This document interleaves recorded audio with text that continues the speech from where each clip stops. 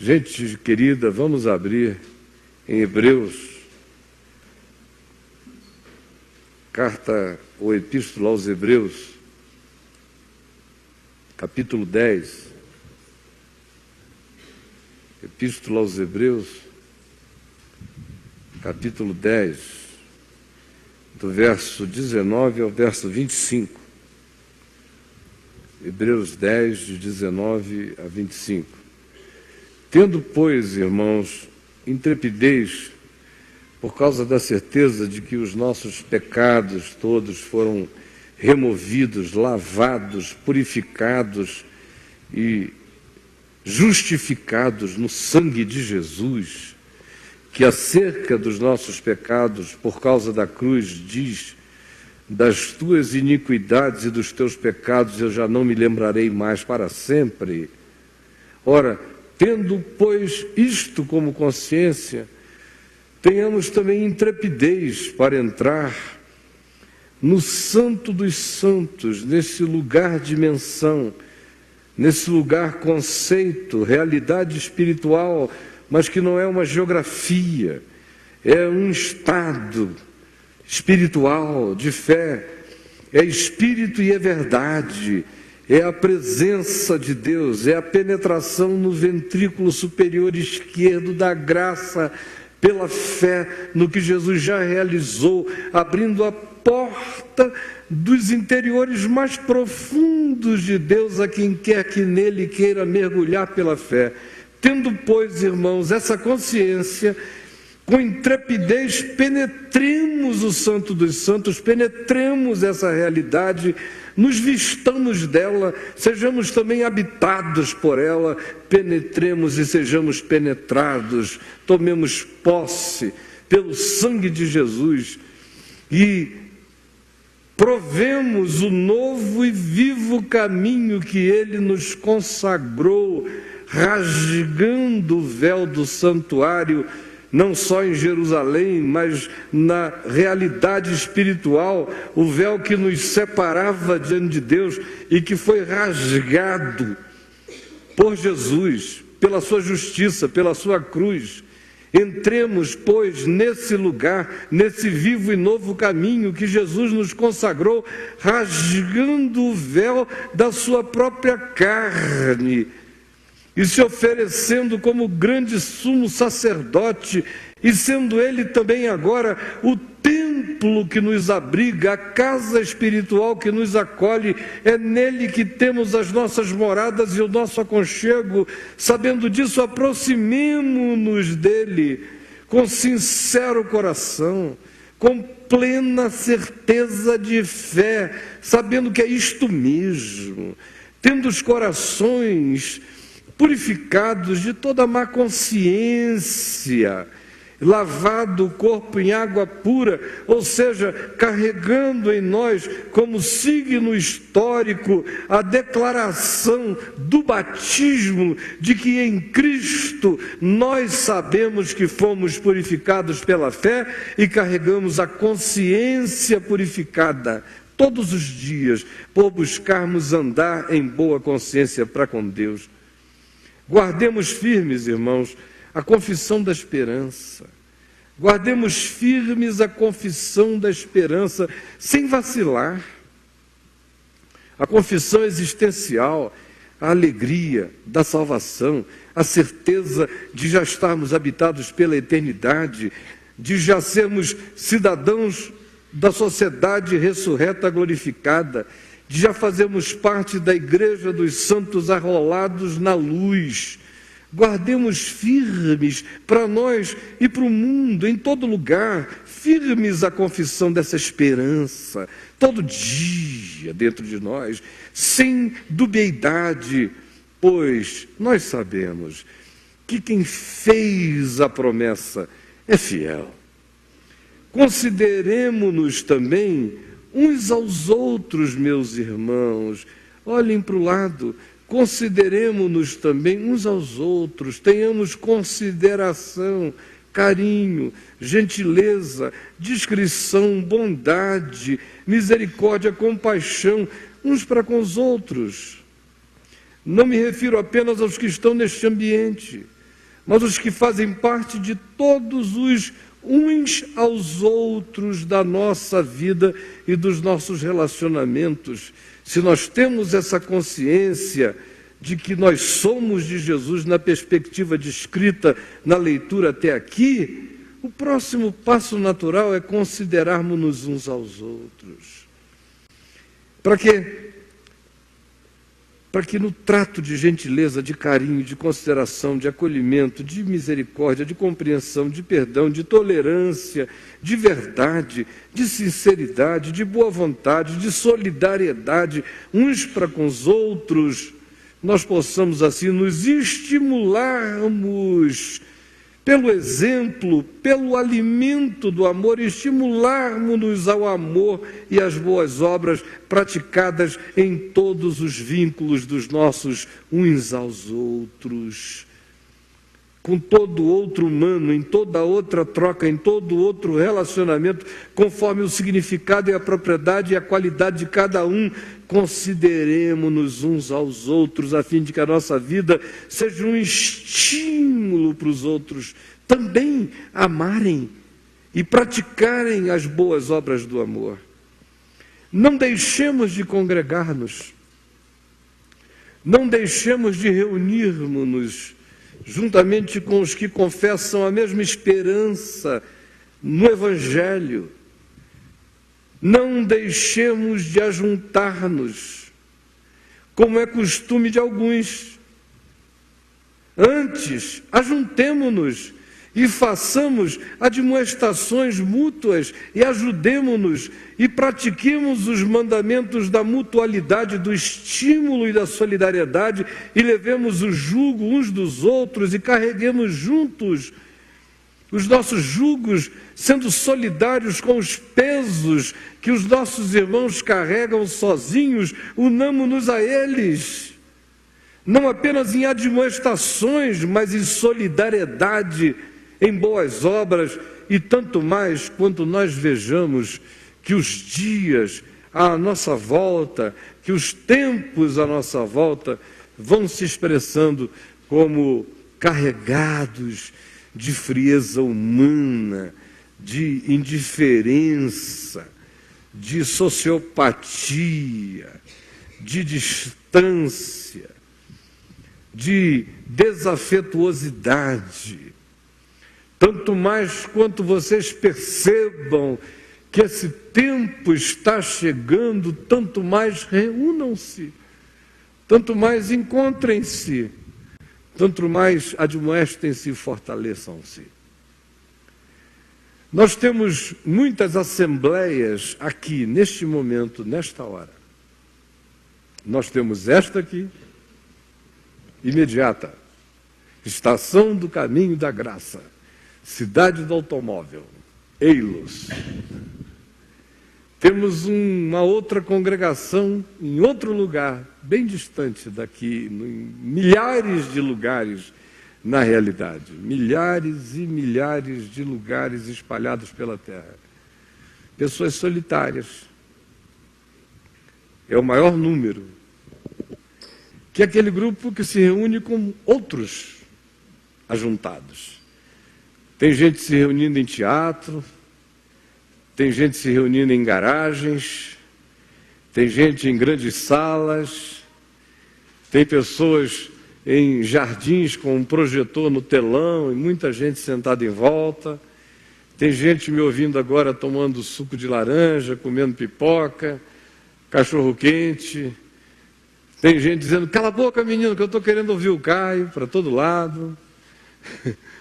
Tem gente disputando com o som do Faustão. Baixa esse negócio, tem todo tipo.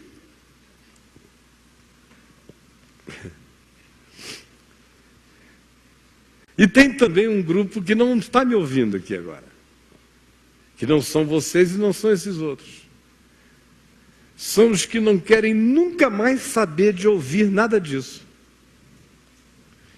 Os que pensam que conheceram o Evangelho, os que se congregaram em igrejas, os que se engajaram em tudo durante muito tempo, cantaram, tocaram, participaram de encontros, grupos, serviços, atividades, missões, se envolveram, gostaram, amaram, aproveitaram, até que coisas foram acontecendo.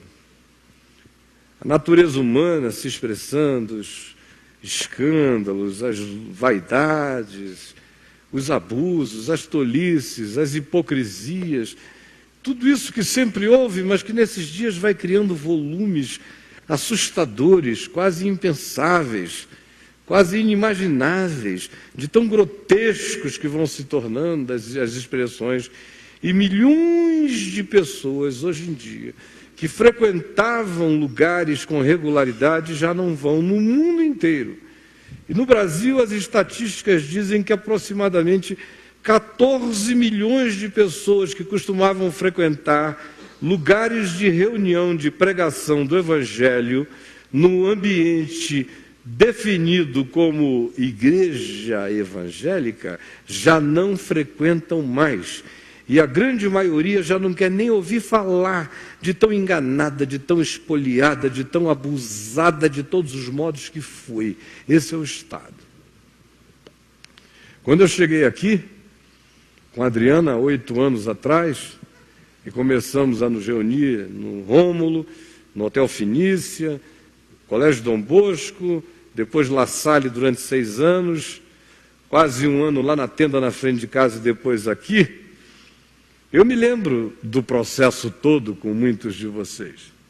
Como hoje, muitos dos que estão aqui totalmente pacificados no coração estavam ainda totalmente ressabiados de machucaduras e de maus tratos, e pruridos e cinismos e descrenças.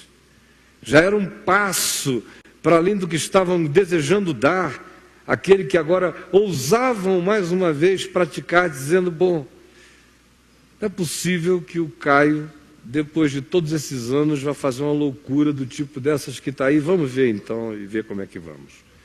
E a gente tem ido, com leveza, com tranquilidade, sem peso, sem obrigações, sem cobranças, sem pressões, sem estratificações, sem hierarquias, que vocês sabem, não existe mesmo aqui, existem expressões de dons, tudo é espontâneo, quem gosta fica, quem não gosta não fica, ninguém é oprimido, ninguém é visitado de modo opressivo ou ostensivo, tudo é feito conforme a solicitação de cada um, conforme a proposta que fizemos, de acordo com a leveza do caminho comunitário no Evangelho, onde a gente se ajuda, porque tem prazer, e porque foi solicitado, e porque com alegria se pode fazer isso, mas não é um ajuntamento de controle e nem de penetração na vida de ninguém. E qualquer um que pretenda que assim seja, está no lugar errado, porque não é e não será assim. A pergunta, portanto, que fica para nós aqui é por que a gente se reúne? O escritor de Hebreus diz, não deixemos de congregar-nos. Não deixemos de congregar-nos como é costume de alguns. Antes façamos admoestações e tanto mais quanto vejamos que o dia se aproxima, mais consciência tenhamos da importância desse ajuntamento. Quais são os ajuntamentos que eu tenho na minha vida? Eu tenho primeiro um ajuntamento imposto, que é a família.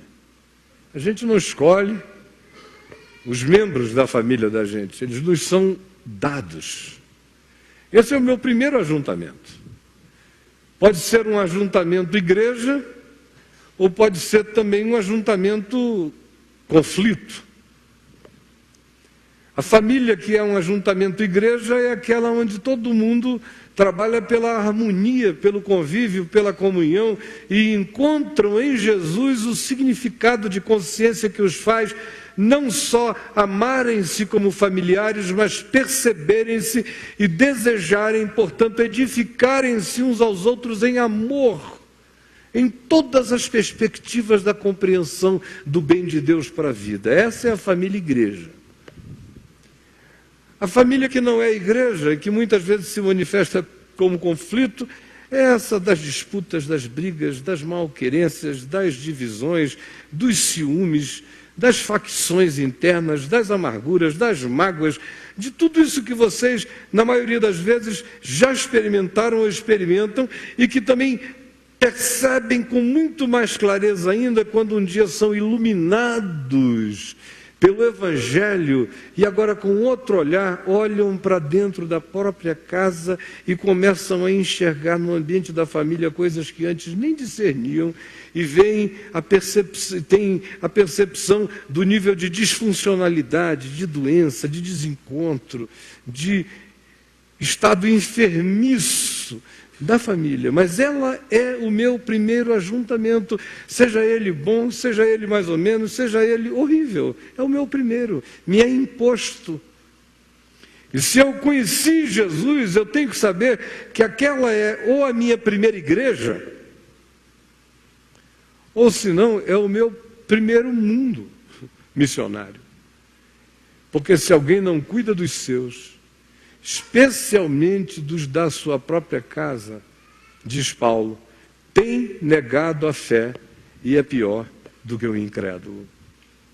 Meu segundo nível de família é aquele dos relacionamentos circunstanciais e das escolhas fraternas que eu faço dentro das circunstâncias mais amplas da vida. Os relacionamentos circunstanciais me são impostos.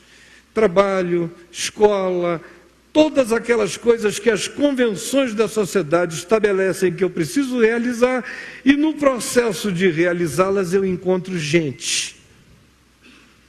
Eu tenho encontros igreja, nesses encontros circunstanciais, e tenho encontros de toda a natureza, inclusive de adversidades terríveis. Mas são os encontros da minha vida. Nos encontros igreja, eu tenho leveza e descanso. Nos encontros circunstanciais que me trazem surpresas e todos os outros tipos de imprevisibilidade, eu vou sendo também treinado na perspectiva de aprender a lidar com o diferente, com a graça de quem trata em todo outro ser humano um irmão, ainda que ele não professe a minha fé. Eu tenho um terceiro nível de ajuntamento, que é este do tipo que nós temos aqui agora, que é uma escolha, que tem que funcionar como namoro, como amizade. A gente tem que considerar alguns critérios. Esse encontro aqui não é um casamento na perspectiva da indissolubilidade, porque qualquer um em relação a esse encontro não perderá nada além do que perde não estando aqui, não participando aqui, mas não perderá nada de natureza espiritual dramática. Não existe nenhum tipo de afirmação aqui que possa fazer alguém sequer de longe carregar a falácia do que mantém pessoas em determinados ajuntamentos. Tipo, longe daqui você não tem a minha cobertura. Imagina só, olha para mim. Se eu vou dizer isso para alguém, fora do caminho da graça, vocês vão perder todos a minha cobertura, viu? E olha, perder a minha cobertura espiritual é maldição, é desgraça. Imagina só, maldição do Caio. Muita gente fica por aí, na maioria por causa disso. Aqui não tem isso.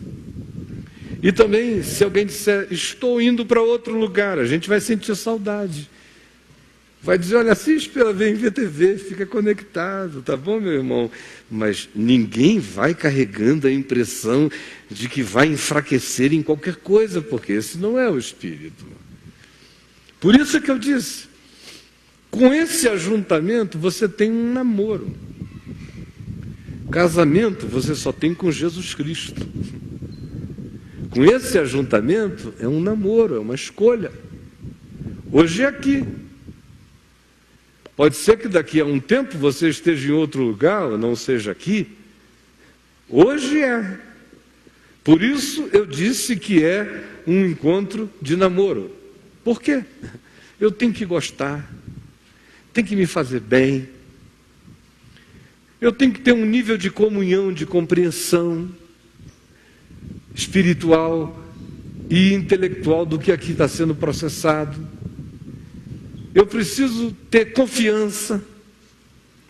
Eu preciso, no meu coração, dizer, não, eu olho para aquele cara falando lá e eu não tenho que fazer um esforço para pensar que ele é também um mentiroso, canalha, safado, cretino, aproveitador, como muitas vezes vocês já fizeram em muitos lugares onde foram ouvir pregações. Aqui, ninguém com essa angústia tem que assim ficar. Me pergunte, fale ou abra o coração, porque todos os que estão aqui estão por confiança. É uma relação de confiança, de seriedade, de reverência, de respeito e de integridade, que quer ser assim, de caráter, como no namoro, onde a expectativa não é de traição, nem de engano. Além disso, é namoro porque a gente tem que ficar com espontaneidade. E quando a gente não está namorando, às vezes o homem fica só. A mulher fica só. Mas a maioria não gostaria de voluntariamente candidatar-se a ficar só para sempre. Com raras exceções, a maioria quer encontrar de novo. Significa dizer que se eu saio daqui, por alguma razão eu vou para ali, o que é saudável na média da vida é que eu namore comunitariamente de novo. Nas mesmas categorias, buscando gostar, me sentir bem, confiar, ser incluído, não ser discriminado, não discriminar, todas essas coisas que tornam qualquer encontro humano possível, falando da maneira mais básica de todas. Conversa para criança, mas que eu sei que vocês precisam ouvir. No entanto, a pergunta é por que, por exemplo, o escritor de Hebreus diz, e não deixemos de congregar-nos. Qual o significado desse congregar-se, desse encontrar-se?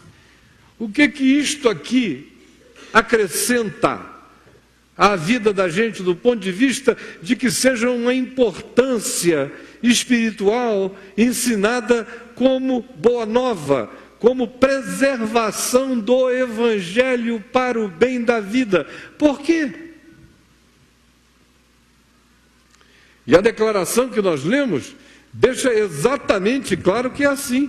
Não deixemos de congregar-nos, como é costume de alguns. Não deixemos. Por quê, gente? Em primeiro lugar, porque existem evidências absolutamente fortes e dramaticamente irretocáveis de que essa é também vontade de Deus para nós. Quando Jesus disse, edificarei a minha igreja, ele não estava falando desse encontro aqui, ou transformando a igreja dele num encontro desse tipo. Ela é infinitamente maior do que tudo isso na sua expressão.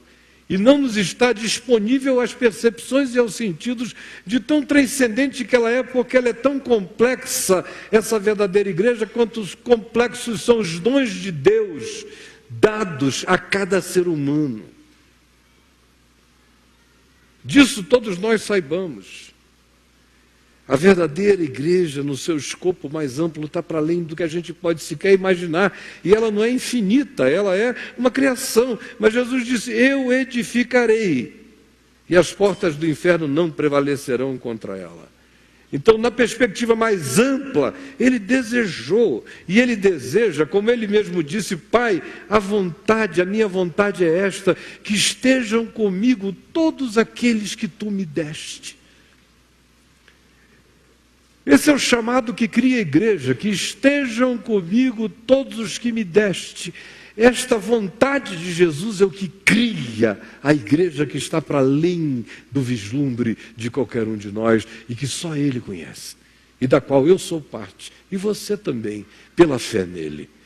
e bilhões de outros seres humanos, para além de tudo que a gente possa traçar como fronteira, ainda assim fazem parte dela também. E só Ele a conhece.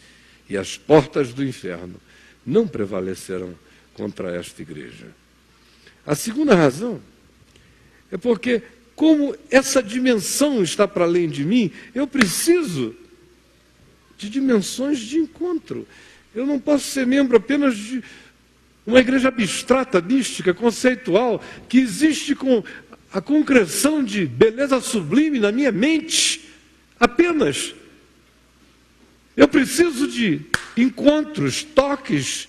Não é bom que o homem esteja só, também não é bom que esteja só na dimensão da caminhada da fé, a menos que esteja preso, a menos que esteja incomunicável.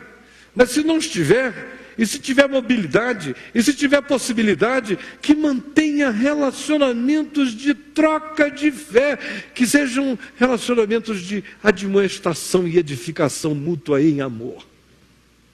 Por quê? Porque a fé vem pelo ouvir, e pelo ouvir a palavra de Deus. Hoje, obviamente, eu tenho a Bíblia, o livro, a biblioteca ambulante, Biblos, aqui comigo. Eu posso lê-la. Você tem no seu celular, não sei quantas versões, a gente pode ler o livro. Mas quando Paulo disse que a fé vem pelo ouvir e pelo ouvir a palavra de Deus, ele não estava falando que a gente podia ler a Bíblia, porque não tinha Bíblia para ler. E os manuscritos da Torá, do Velho Testamento, eram tão grandes que eram irreúníveis para uma leitura devocional. Na realidade, o homem antigo ouvia a leitura da palavra na sinagoga ou em outro lugar, e na igreja primitiva, começante, iniciante da fé, era a mesma coisa. Eles ouviam a palavra era pregada, era ensinada. Quem tinha conhecido Jesus contava as histórias, quem tinha aprendido parábolas contava as parábolas, quem tinha discernimento dos significados explicava melhor. Era assim, e no ajuntamento isso acontecia, e cada um ouvindo o outro, a fé vinha pelo ouvir a palavra de Deus. Todos eram admoestados no Evangelho, provocados no Evangelho, porque a fé cresce com a provocação da palavra eterna, do Evangelho, da sabedoria e da revelação de Deus a todos nós. Quando ela chega, não como informação, mas quando ela é ouvida com os ouvidos do coração, ela faz tremular aquele mesmo poder que vibrou no nada no princípio e que criou coisas que não existiam e que trouxe do nada à existência coisas que não havia, exceto na mente de Deus, expressa na palavra de Deus. E esse mesmo poder cria realidade de fé crescente, de edificação, de esperança, de amor, de compromisso, porque a palavra de Deus é viva e eficaz, é mais penetrante do que qualquer espada de 2 gumes e penetra até o ponto de discernir os elementos mais indiscerníveis da nossa própria natureza e acentua a verdade de Deus naquelas dimensões que frequentemente nós mesmos nem enxergamos que existem em nós, porque a palavra de Deus nos coloca diante da revelação de um espelho, como diz o apóstolo Tiago, à medida em que ela vai sendo falada e energizada pelo Espírito Santo e aplicada, ela cria um quadro de natureza subjetiva aplicada à percepção de cada um de nós, e cada um de nós faz sua própria identificação e se enxerga. Se a acolher, será transformado. Se não a acolher, vai ficar cada vez mais desfigurado, mas ela tem o poder de provocar a vida de Deus em nós. Outra razão pela qual a gente não deve deixar de se congregar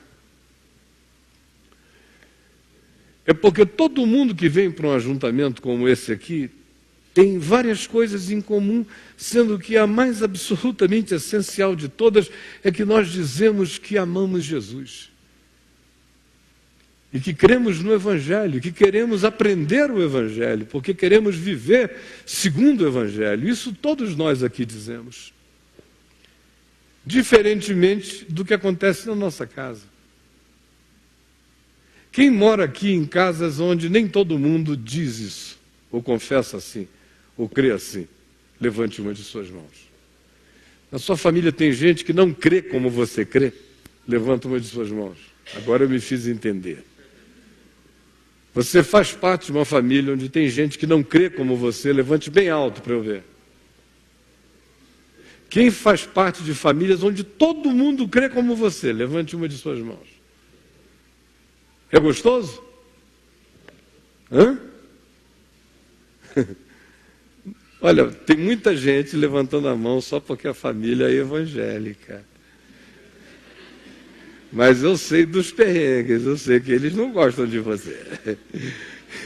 Que criticam você, que eles confessam um Jesus que tem esse nome, ganhou esse apelido, mas quando é descrito é totalmente diferente. É outro sujeito. Agora, vocês sabem o que acontece no ambiente da família, as dificuldades, até quando a gente tem tantas harmonias. Aqui, ninguém nasceu junto, ninguém tem dívida de sangue, ninguém tem pai e mãe cobrando a gente para estar juntos, não tem aquele trabalho que eu, como, por exemplo, como pai faço, né? Aniversário de um parente, eu fico mandando e-mailzinhos para todos os filhos, não esqueça que hoje é o aniversário do tio não sei quem, eu fico mandando em todo mundo para manter o fogo aceso, a família vai crescendo, tem que ir lembrando a moçada, é todo mundo distraído, alguém tem que fazer esse papel. Em casa, se a gente não mantiver os pratinhos sendo energizados, eles vão caindo. Agora aqui, olha só, olhem para o rosto uns dos outros, por favor. Estão se olhando? Olhem. Olhe para alguém que você não conhece, atravesse o olhar assim, sem ser um olhar atravessado. Atravesse. Alguém que você não conhece. Dê uma piscada, assim, sem malícia, tá legal? Dê uma piscadinha. Oi. Olha só, você veio de um lugar, ele veio de outro, vocês não se conhecem e estão aqui. Por quê? O mesmo commonness, a mesma coisa comum, os trouxe, os ajuntou. É Jesus, é o Evangelho, é a palavra que nos trouxe até aqui. Então veja a viagem, veja a subjetividade profunda dessa identificação. Vocês não se conheciam e estão aqui porque conhecem algo comum. E a tal realidade vocês se curvam. E o que é que isso produz? Jesus disse que produz uma qualidade espiritual, que a maioria de nós perdeu como expectativa aqui. A maioria de nós, infelizmente, vem ouvir alguém falar e ainda tem critérios de seleção. Tipo isso, se for fulano, ainda tem essas histórias. Mas na realidade, nós estamos aqui por causa de Jesus e deveríamos carregar como expectativa essa perspectiva de qualidade deste encontro, deste ajuntamento. Imaginem, Jesus mora em mim. Olhem para mim, está todo mundo me olhando aqui, ó.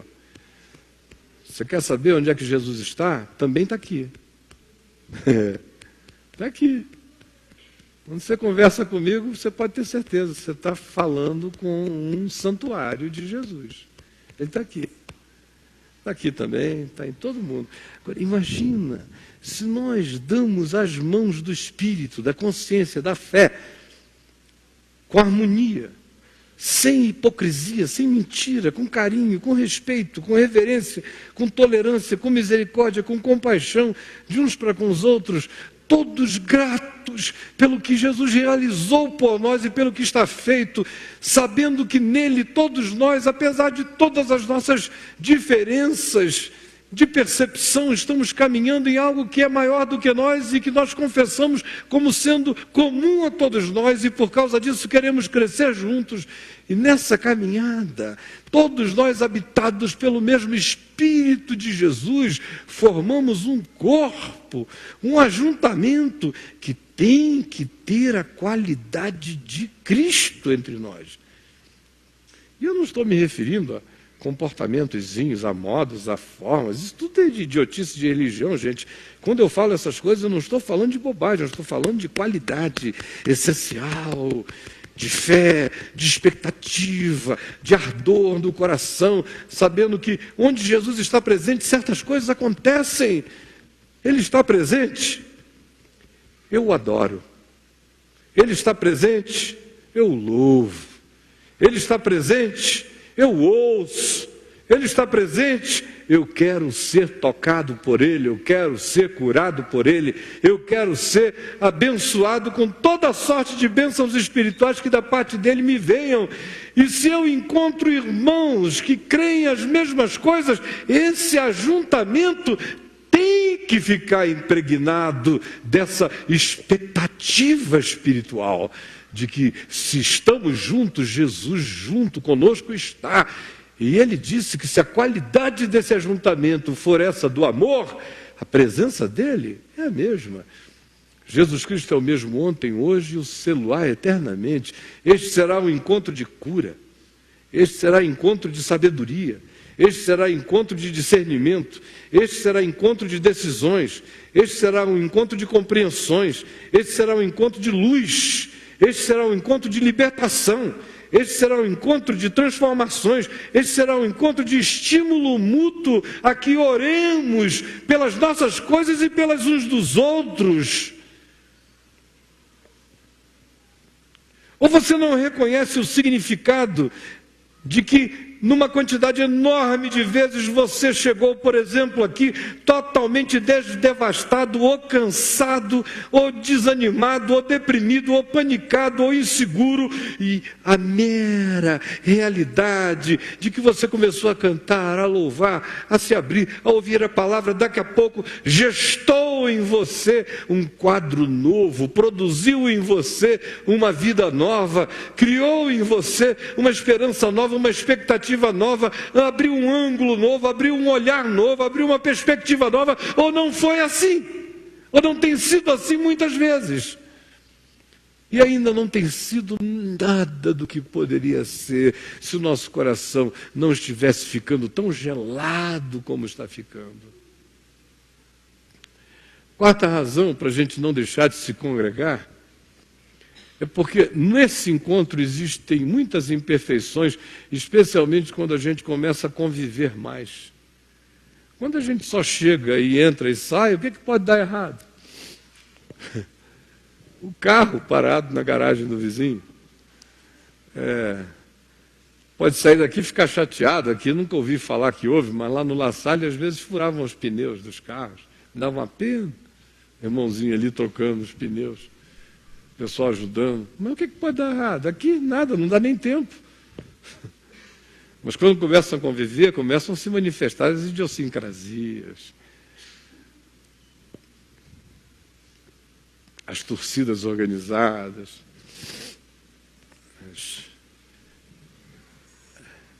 as escolas de samba particulares de cada um, os partidos políticos, as preferências, as personalidades, cada uma de um jeito. Os chatos aparecem, né? Em grande quantidade.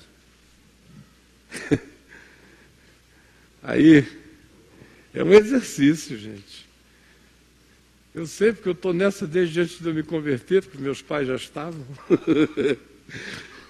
Mas só no que me diz respeito diretamente faz 40 anos.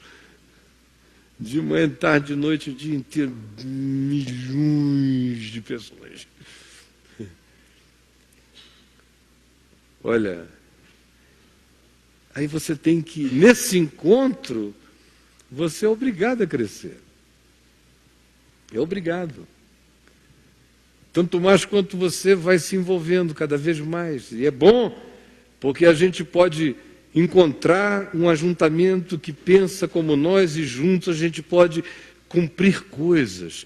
Vamos de 2 em 2, vamos juntos, fazemos atividades, nos estimulamos a nos desenvolvermos e nos exercitarmos em intervenções de graça, de amor, que de outra feita, sozinhos, não teríamos nem o ânimo, nem a coragem de realizar. No grupo, as trocas de energias e de dons vão possibilitando isso, mas tanto mais quanto isso aconteça, mais o encontro humano se deflagra e mais as idiosincrasias e defeitos e as particularidades de cada um se manifestam, e aí a gente tem a chance de crescer, de lidar com um cara diferente, com o lento, com o que pensa devagar, com o que pensa rápido demais, com o hiperapressado, com o absolutamente atrasado. Você vai lidando com todos os extremos do processo e você é forçado a amar. Forçado a amar, a crescer, a virar gente. A adotar é uma experiência de adoção. O Carlos está aqui com a Sulamita. Comecei a vê-los, olhava aqui de cima, não desse lugar, lá do La Salle. Aí eu vi aquele casal moreno, bonito, aquele cara meio sério, assim, olhando ali para mim, e via, e o tempo foi passando, os anos foram passando, aí você vai vendo, às vezes até sem muita conversa, mas vai vendo mudanças no olhar, na fisionomia, na atitude, num choro, num quebrantamento, numa alegria. Você vai vendo o processo, acompanhando, sempre. E você vai aprendendo, e você vai amando, e você vai querendo bem. Chega uma hora que, se você for computar quantas horas de convívio humano íntimo, qualitativo eu tive com o Carlos, nesses 8 anos do Caminho da Graça, se somar tudo, só nós dois, conversando só nós dois, não dá 1 hora de convívio. Milhares de horas de eu falando e ele participando. Mas conversando, não deve dar 1 hora de convívio. Tem gente aqui com quem eu tenho meses de convívio. Com o Carlos, não. Mas tem uma coisa do Carlos em mim.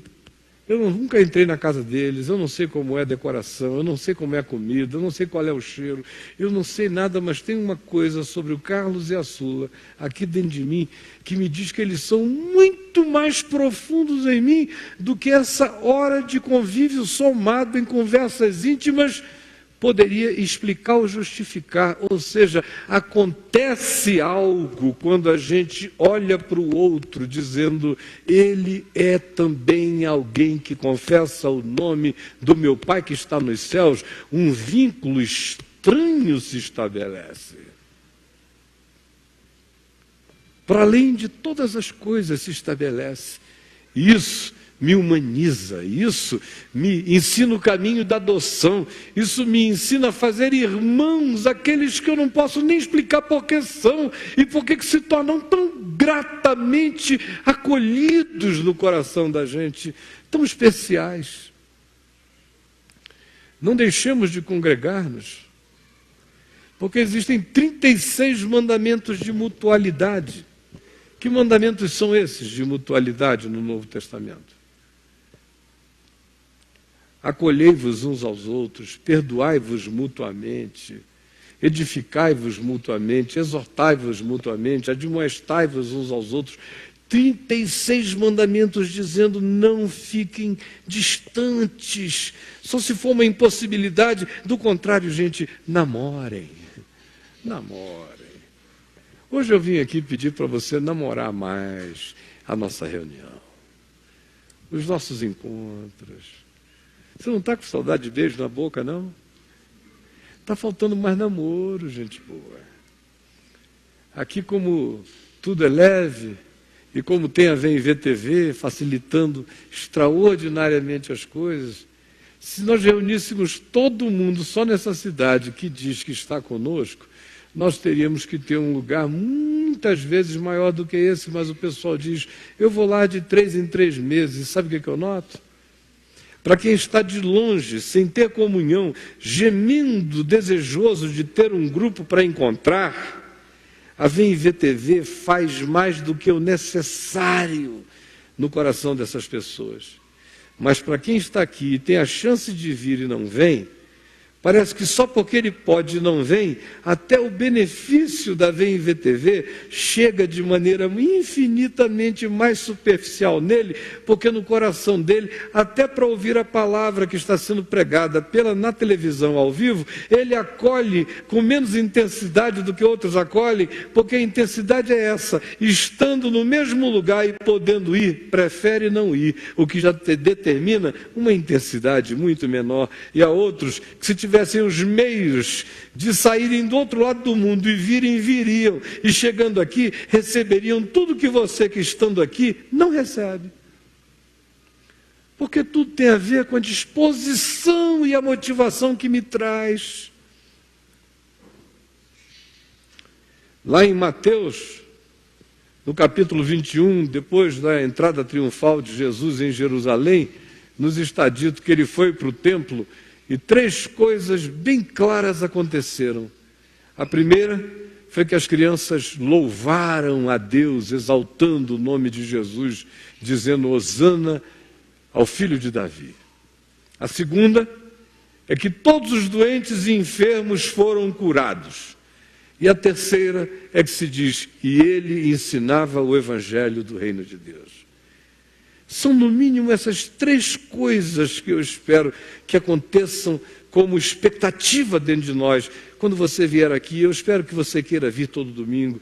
Eu espero que você pare com essa história de ficar dando desculpas, porque todo aquele que se expõe à palavra, que cresce, que a lê, que aguarda, que se expõe a ouvi-la, a energia do dizê-la, a troca do receber, esse indubitavelmente cresce muito mais em consistências e densidades infinitamente mais rijas no coração.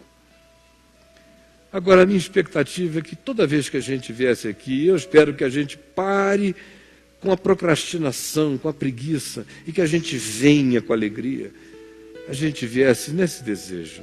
Como criança, eu vou louvar a Deus, eu vou me esparramar. A gente louva a Deus de muitos modos e de todos os modos.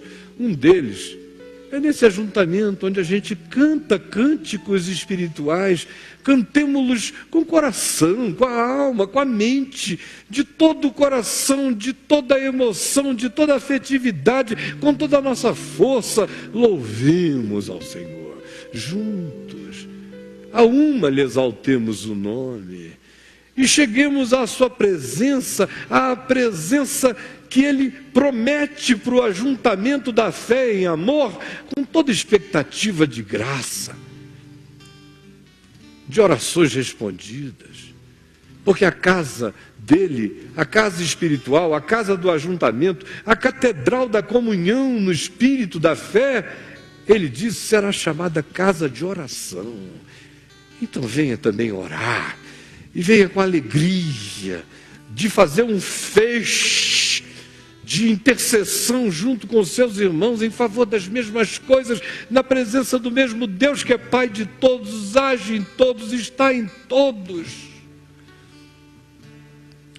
E venha com o coração querendo guardar algo do Evangelho, sair com mais uma preciosidade para a sua alma, para a sua compreensão, para o seu espírito, para o seu entendimento, para a prática do seu dia a dia. Aí você diz, poxa, Caio, eu saí de casa hoje para ouvir você me dizer por que eu devo sair domingo que vem? E no outro, e no outro? É. Porque o mandamento do Evangelho também é este. Vocês que me ouvem todo domingo, me ouvem falando sobre coisas do coração, da alma, das entranhas. Hoje eu falei para minha mulher, eu vou lá dizer para eles como o meu coração está sentindo necessidade de que todos nós renovemos o compromisso com o nosso congregar, com o nosso ajuntar, em amor. E quando você vir alguma proposta de encontro, tente fazer parte. À medida em que a gente vai se envolvendo, os estranhos vão virando irmãos, e os irmãos vão virando amigos. E o Evangelho vai ganhando dezenas, centenas, milhares de contribuintes, de dons de graça e de amor para alimentar a minha vida. E não deixemos de congregar-nos, como é costume de alguns. Antes, admoestemo-nos uns aos outros, e tanto mais, quanto vejamos que o dia se aproxima. Vamos ficar em pé.